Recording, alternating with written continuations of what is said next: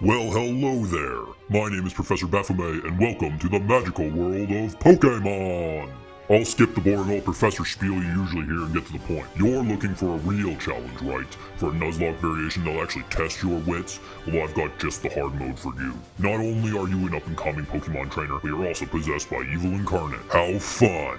Your pact with the devil makes you a Warlocke, and this is your Warlocke. Your mission is to complete a complex ritual that'll summon the Poke Antichrist. Won't be easy, and there will be sacrifices, literally.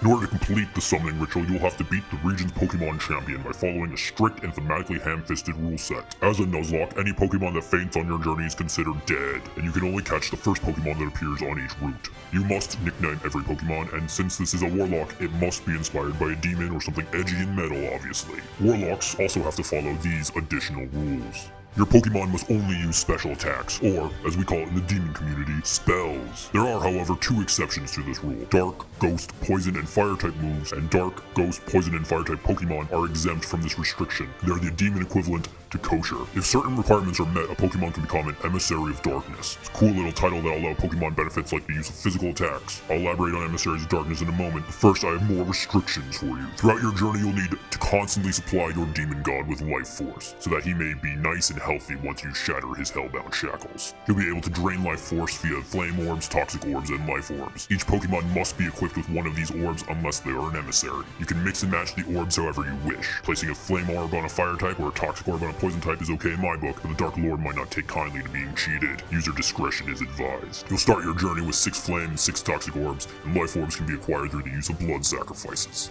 You can sacrifice a Pokemon to do a number of things. Sacrificing a Pokemon just requires that you slit its throat inside of a pentagram, or, permanently release it from a game's mechanics standpoint. Pokemon you've used in battle are worth 1 sacrificial point, and untouched or virgin Pokemon are worth 2. For 1 point, the Dark Lord will provide you with a life orb.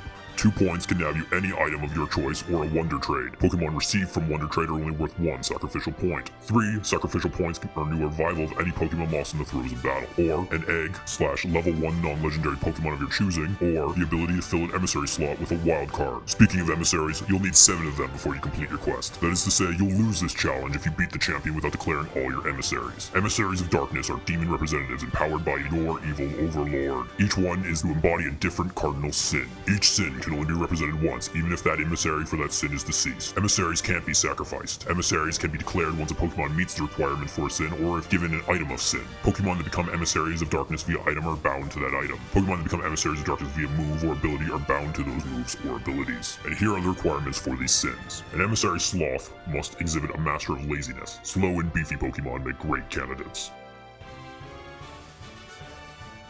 Gluttony emissaries love to eat. If you use berries to declare for a glutton, that Pokemon can only be used in battle when it starts with a berry equipped. Lust emissaries tend to be Pokemon you probably don't want to Google image search. No judgment, you freaky freaks, except maybe a little. An emissary of greed will go to great lengths to earn another dollar. The amulet coin is a great way to declare this emissary early in the game. Envy emissaries want what they can't have: items, health points, or stat changes. A Wrath emissary has one duty: to destroy everything. Fear them accordingly.